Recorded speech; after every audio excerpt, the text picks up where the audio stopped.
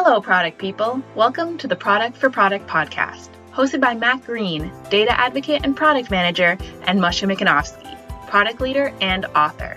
Our goal is to serve the product community by helping you find products that can help make your work in product management easier. Thanks for joining us on another episode of the Product for Product podcast. Welcome back and Happy New Year. We're happy to have Henry Latham back on the show. Henry is the founder and lead mentor of Prod MBA. Henry is also the author of the upcoming book, Product Strategy is Simple, which we'll be discussing in today's episode. We're excited to learn more, so let's hop in. How you doing, Henry and Moshe? Good. Thanks for having me back on this show. And good way to kick off the new year as well. Yes, it absolutely is. Thank you for coming again to our show. And hey, Matt, Happy New Year, everyone. Happy New Year. Yeah, we're excited to be here again. We took a bit of slowing down at the end of 2022. We needed it after producing more than 30 episodes. So we're excited to be at it again. Yep, be up and running. So we're really looking forward to this new year and really looking forward to kicking off the year with you, Henry. So tell us what you've been up to, and we can go ahead and start hopping into your upcoming book, and looking forward to hearing about it. Awesome. Yeah, maybe best to start with context and the why behind, why I decided to write the book. So for those that don't know, I run a company called Prod MBA where we coach product managers to essentially move into product leadership roles, and we do that with a really hands-on, actionable product bootcamp where you actually build a product. So you're really putting theory into practice. That's been running for 3 years now. So me personally, I'm still very hands-on, solo founder of that company. I'm doing the coaching in 80% of the cases with, some external people coming in for specialist topics. And, from that, obviously, as you would hope, I've learned a few things, observed a few things, improved through feedback. And product strategy is the topic that really kept coming up. It's something we cover in Prod MBA, but it was the one where I really saw people's mindset shift in a major way as product people. Right. And just moving away from that focus on execution to more strategic, and we'll talk about what that actually means, more analytical, and ultimately, able to actually have much more impact when they understood what product strategy was. Mm-hmm. So the reason why, I decided to publish the book was, well, firstly, good news having a baby next year, and I was aware that I'm not going to be able to write a book with like 2 hours sleep. Congratulations. Every night. Thank you. No, but the main reason, I've had this on my mental roadmap for about a year or two, and finally got around to doing it. Was this product strategy is this piece that conventionally, people think of it as a very complex topic. They think that product strategy is something that only, someone with 10 years experience, someone in a director or head of product role, for example, should touch upon this topic. And they go, well, that's not for me as a product manager, let's say, unless I'm really in the, top 2 or 3 roles in a company. So a few observations I had. One is that our perception of product strategy is overly complex. I do not believe that it needs to be complex. Why the book is called Product Strategy is simple. Mm-hmm. And secondly, it came from a realization that product managers need to take responsibility in many cases to bring in product strategy and actually get the organization to buy in to a product strategy once it is defined, right? Ideal world, and this is where product, as you guys both know, there's product in theory, there's product in reality. In theory, we should have senior people that understand product strategy, that define it, that sort of recraft the whole, not just the roadmap, but even the team topology, right? The way we structure our teams behind a product strategy. Majority of cases, there's a gap there that's not being filled. So in many cases, whoever you are in product, you need to step up and make that happen, because product strategy is essential to success. So these are sort of the 2 reasons why I wanted to write the book. And thirdly, I felt that I was quite well placed to do that. I haven't worked at Facebook, Google, etc., but well placed to do that because we live and breathe product strategy as Prod MBA is like my company. Mm-hmm. And, at this point, I've coached over 300 people in this specific topic with the specific frameworks that we've come up with, tested and iterated. So all of that's been packaged down into really nice, short, actionable guide to craft, validate, and communicate product strategy effectively, whatever your role might be. Yeah, that's definitely great reasons, and thank you for starting with that, because that would have been like my first question. Why another book, or what's the reason behind it? So I really appreciate that background. Yeah. Which also, I have written a book before. You can see it up here, but part of our product strategy, right, is being very hands-on and making everything really actionable. Now, a book is not the best medium to do that.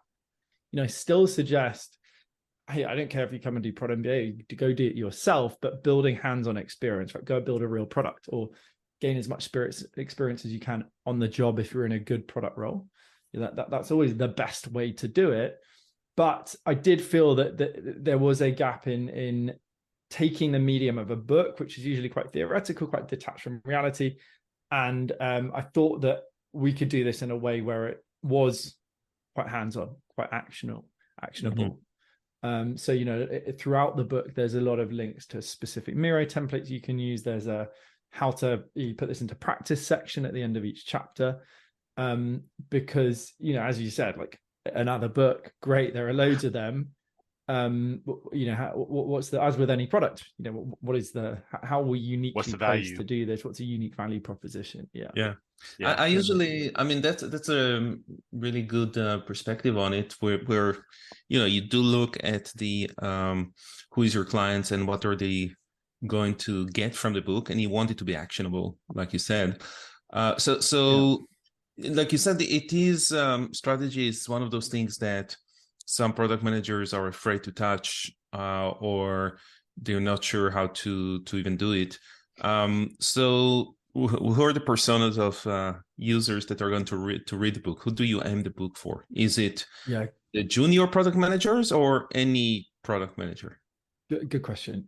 Generally, we're looking at mid-level product managers and above.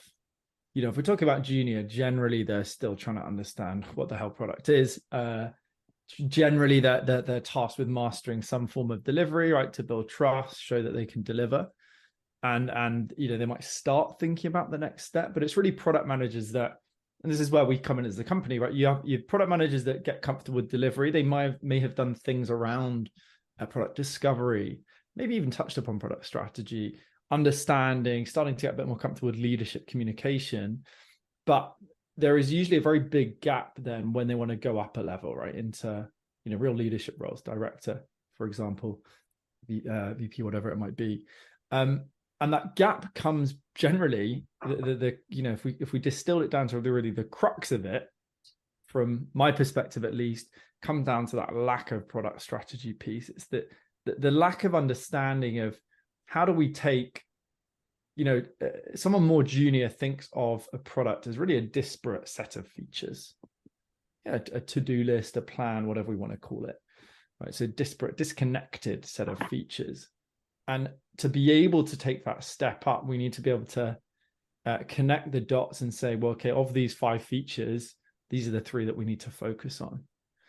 A more junior person, someone without product strategy, will look at something like prioritization and go, I just need to learn more frameworks to prioritize. I need to learn how to be comfortable with RICE or, effort impact, whatever it is. Rather than actually realizing, well, without the product strategy piece, we can't really prioritize anything, because we don't understand which game are we playing, right? And which ballpark are we playing amongst the general competition, and how do we really align everything around that? So that realization tends to come only when you're at, let's say, mid-level PM. There's a realization that, I sort of vaguely understand product strategy, no idea how to do it, no idea how to actually turn it into, convert theory into practice. And that's the ballpark we play in. But interestingly, it is also a lot, even a majority of directors, VPs, and founders that do not have an understanding of product strategy. So, we're also, this book is also for that audience. That's excellent. Yeah. So tell us a bit about the content. Like, how do you structure the book? Yeah, sure. So broadly, there are, I suppose, 3 sections. First, starting with, what is product strategy? Secondly, looking at why is product strategy so important, some of the mistakes that are made around it. And then thirdly, it's really, quite quickly getting into the meat of it. Right? How do we actually craft, validate, and communicate product strategy in the context of a company? Okay, so not just in theory, how do we actually do that in practice in a way that translates to ultimately translates to impact? I like the title. I mean, the title that catches my attention. So I was curious, like, how do you keep it simple? Because as humans, we love to complicate everything, and if we don't keep it simple, our tendency is to make it complicated. And with new product managers all the way up to VPs and stuff, I mean, how do you boil it down to keep the learning simple? Yeah, good question. So I think how to keep it simple. First thing I wanted to say was, I talked about why I wrote the book, but actually, why did I choose that title specifically? Firstly, obviously caused a little bit of controversy, but there's a serious point there where if we look at the market, particularly if we look at books on product strategy, if you look at sort of product leaders in that space, Roman Pilcher has got a good book on strategy, for example, like really, really good, very detailed, outlines the theory very effectively, but it's overcomplicated. What do I mean by that? That doesn't necessarily mean that the approach of other people in this space is wrong. It's not wrong. It is just that it is overcomplicated. It is preventing people taking the theory and putting it into practice. That's how I benchmark success personally. That's really the only thing I think is important. That may not be what other people are aiming for, right? They may just want to say, no, I want to be theoretically spot on, detailed, no mistakes. And that's another approach. So why do I think that they overcomplicate it? Well, what is product strategy at its core? Product strategy at its core is, as I said, more in line with someone like Melissa Perry's definition, where it's really about what we focus on and what we do not focus on. Quite simple as that. Okay, so let's take our example at Prod MBA. What do we focus on? We focus on anything that's going to help us deliver more hands-on, more actionable learning. That's what we promise people. If you go to our landing page, hopefully you pick up that. It is what we deliver, right? With Prod MBA, but also with the other resources, right? The public workshops we do, whatever, articles, books, etc. And thirdly, it's what we continue to improve upon. We try and promise more hands-on, more actionable content, and we try to deliver more hands-on, more actionable content. It's about what are we promising? What are we delivering? How are we iterating to do more of 1 and 2? Right? That means we don't do stuff like, hey, we don't have the most famous teachers around, and quite frankly, we don't care because it's not the game we're playing. If that's what you're interested in, you're not gonna be interested in what we do, and that's absolutely fine. We play in this ballpark of hands-on actionable learning. We don't do things like work with top teachers that worked at Google, Facebook. So we don't say, hey, we're going to help you get a job at Google, Facebook, etc. That's not the ballpark we play in. We play over here. Other people play in that space, and that's their thing. But company of any size, that principle is also applicable. Right, it's about understanding, well, what specific points of value are important to you, and then using that to inform, okay, well, what do we build then? So in our case, if we go, hey, we're going to do a boot camp. Great. Well, is it going to be hands-on? Is it going to be actionable? If so, that's a solution that we're going to consider building. If it's not, we're just going to say no. So, that's not interested. It doesn't tie in with what we do. So at its core, product strategy is about what we focus on and what we do not focus on. And the mistake that I think most companies make, or most product people make, is that they feel they have to have everything defined before everything mapped out, let's say. So product professionals, let's say product thought leaders in this space around product strategy, and many of them will talk about going beyond really the unique value proposition and where we play, where we don't play. Things like, we need to be clear on the features we are going to build, right? In which order we're going to build those features. We need to understand our business model, how that might evolve over time. Now, all that stuff's really important, But it doesn't matter unless we do step one. And step one is really having a clear understanding of what we focus on and what we don't focus on. I gave that example with Prod MBA, but also a very good example, Superhuman, right? Email application. They've managed to outcompete Gmail for the specific audience they have. They're able to charge $30 per month. They've got around 1 million people on their waiting list. Now, people would say, well, that's impossible. How would you outcompete Gmail? If you imagine if you're tasked to do that as a product manager, you would go, well, where the hell do we even start with that? But they had a ruthless focus on speed, and they still have that even when you're hugely successful. Superhuman has the same promise. It's slightly evolved. The core message is the same. It's speed. It is the fastest email experience ever. So is it important to understand the features we're going to build? Is it important to know how we're going to make money? Sure it is. Is that the most important thing? No, that is step two, because we need to understand what is the unique value we're going to provide, and how does that form the core of our product strategy, essentially. So that's why the book is called Product Strategy. It's simple because it is simple. It's just about understanding what we're going to focus on in terms of value and what we're not going to focus on. Stage two, and I'll touch upon that in the book, is great. Well, let's look at different business models. What are the different chess moves we're going to make, in which order? But all of that really comes after. It's really where we're starting to get into more, we call it strategic roadmap. Some will call it, outcome driven roadmap, for example. So all that stuff comes after. And I just don't think it's helpful to overload people with step two before they have a deep understanding of step one. Mm-hmm. Because again, what do I observe? I observe that it just prevents action. It makes product managers feel they're not ready, they're not confident to put this stuff into practice. And actually, just by coming in and understanding, okay, how do we craft something like that, that product strategy statement around being the fastest email experience ever versus whatever else we might be for email. That's the big domino, right? The thing that really shifts the conversation, the thing that really has impact, and we'll work the other stuff out after. So that's what I get product managers, product leaders to focus on, because it's ultimately the thing that's going to move the needle. And it's what we've observed time and time again with the products they build in Prod MBA, and when we see those students take these frameworks, put it into practice in their organizations. That's the thing that really moves the needle.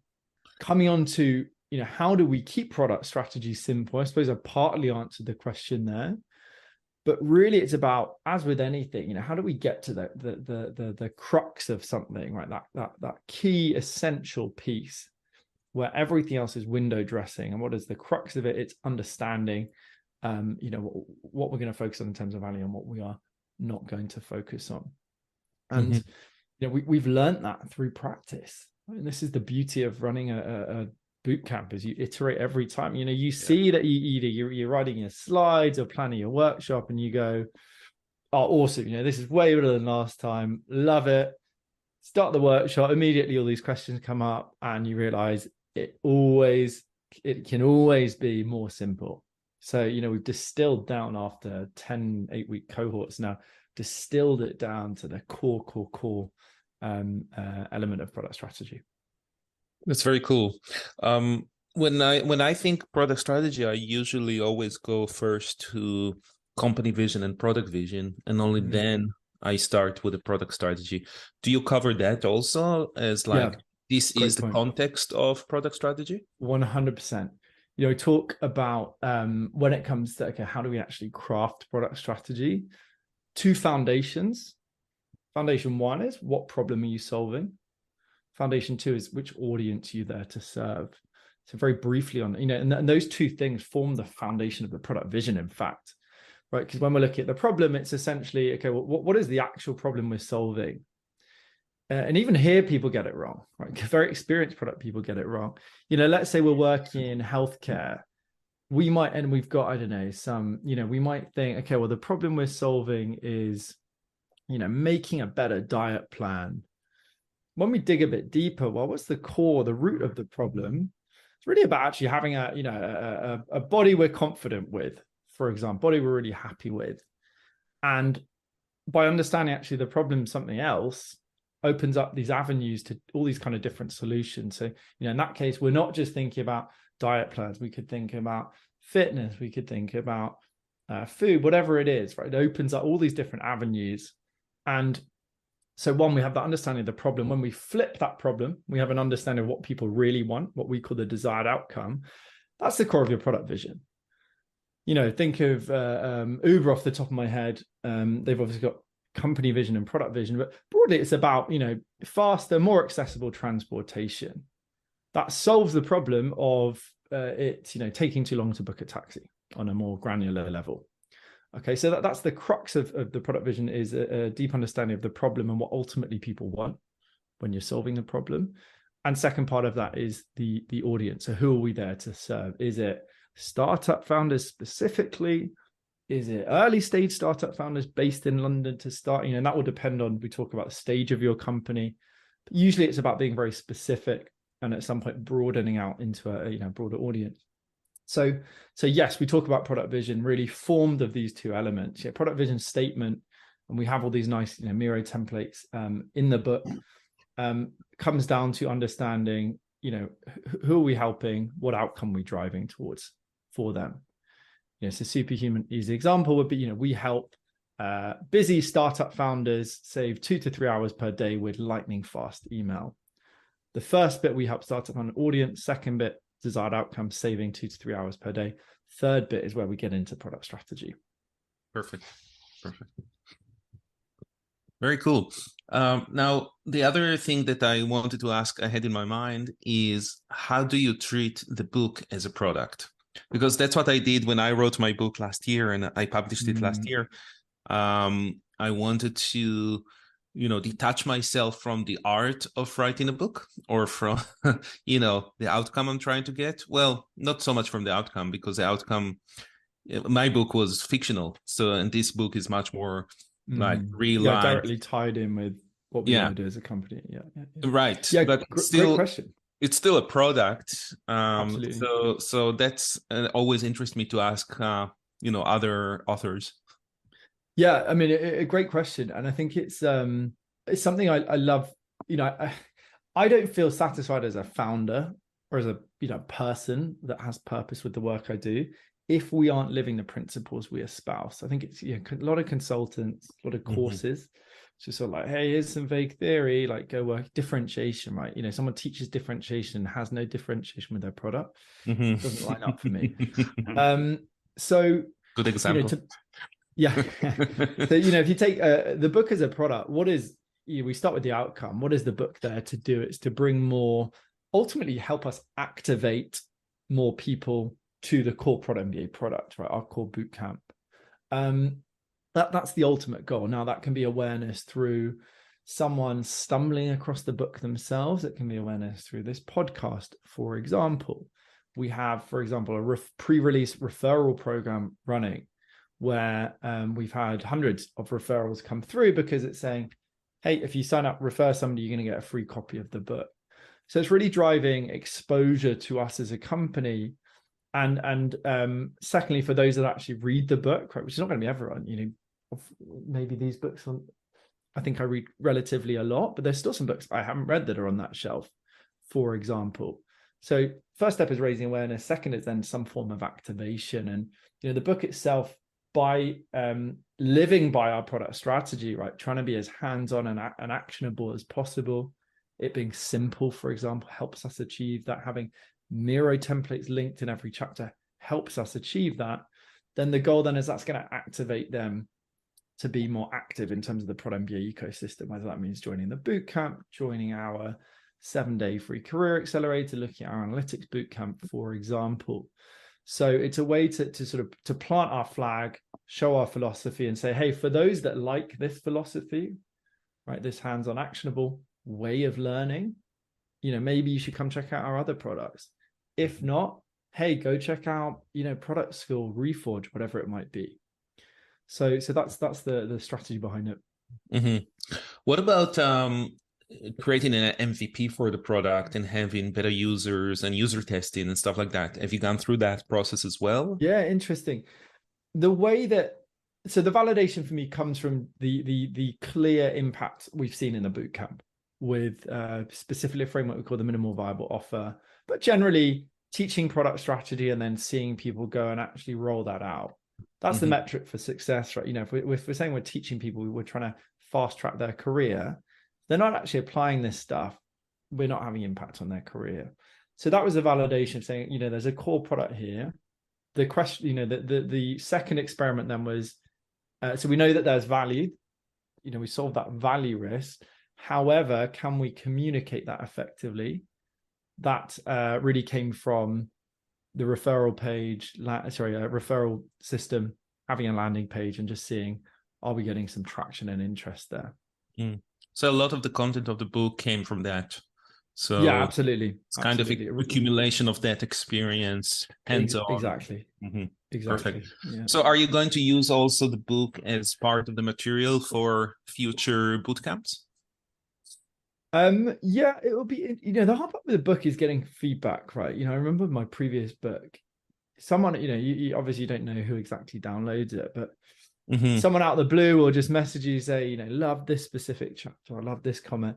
Most people are just silently in the background, so it's very hard to know. Yes.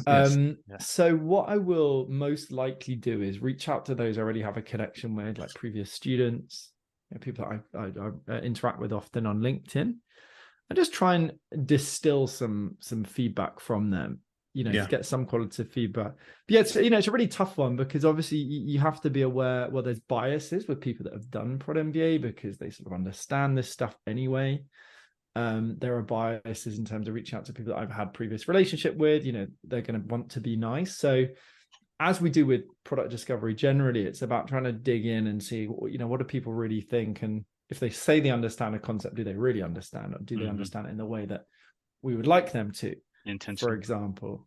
So, you know, as we talk about with qualitative data and product discovery generally, there's very rarely is there a clear answer of like, yeah, this is awesome, or no, it's, unless, you know, obviously it takes off and you get millions of downloads suddenly.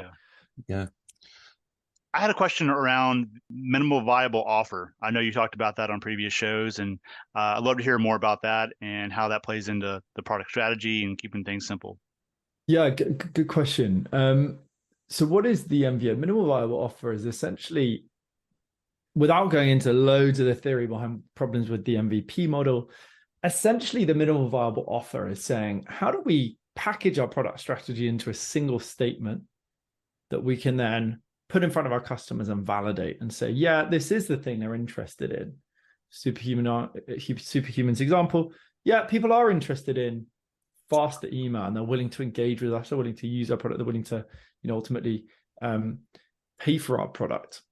So the MVO is the way that we craft our product strategy, right? So, and again, this is obviously the crux of the book, so I'll stay quite high level with this, breaking my rule of trying to be sort of as detailed and actionable as possible.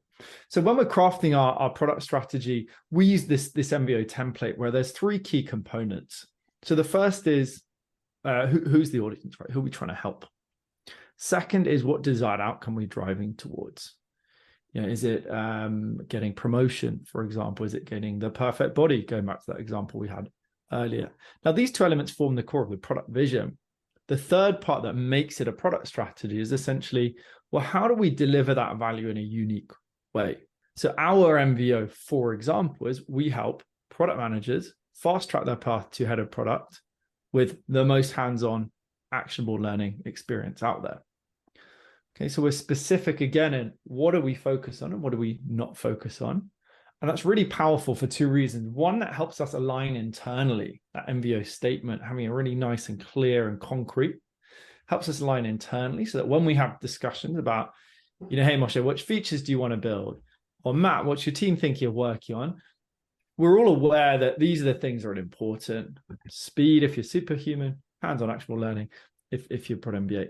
But secondly, it's also going to give us confidence that, yeah, these are the things that we should focus on, that we should continue to focus on through validation. And that's, you know, step 2 of the process that we talk through in the book is, okay, well, once we have that MVO statement, how do we then validate it? Sometimes it's as simple as new product, reaching out to product managers with a simple landing page with that MVO and seeing, are they going to sign up for our beta program, for example?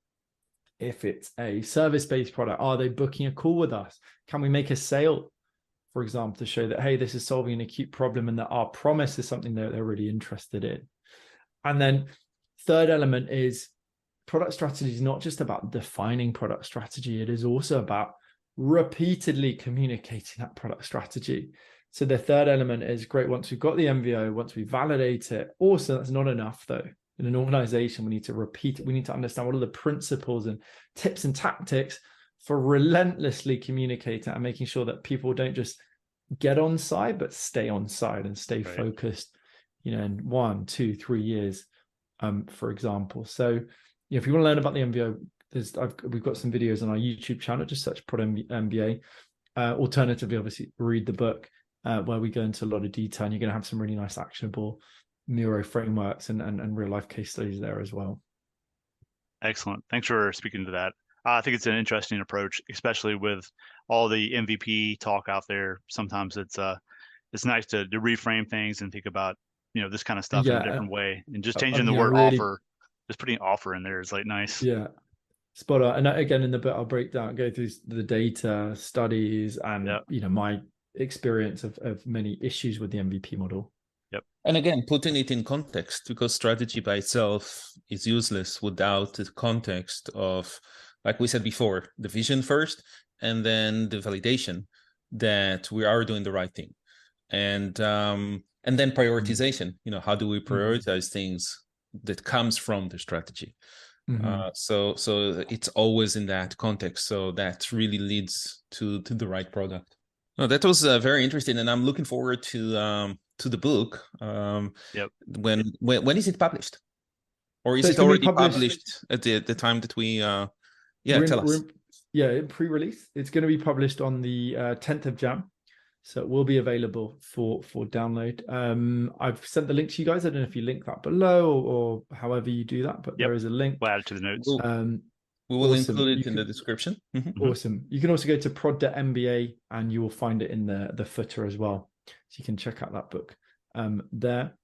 Is it also going to be available on Amazon or other books? Yeah, it's going to be available on Amazon. So you can get it on Kindle or physical version as well. And I think by the next time you see me, we're going to have the physical copy up on the shelf as well. Perfect.